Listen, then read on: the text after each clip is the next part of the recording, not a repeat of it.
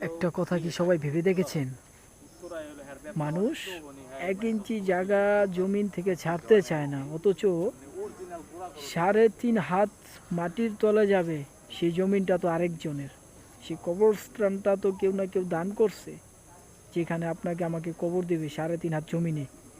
অথচ নিজেদের 1 শতাংশ, 1 পয়েন্ট জমিন আমরা ছাড়তে চাই না কোনো কিছুর জন্য। কিসের এত অহংকার আমাদের?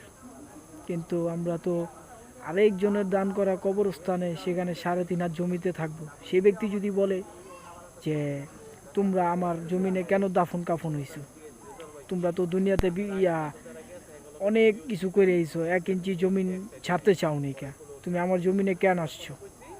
কি জবাব দেবো সেদিন আমরা? অথচ আমরা জায়গা জমিন নিয়ে কত কিছু করে ফেলি। দুনিয়া এখন আর ইমানদার মানুষ খুবই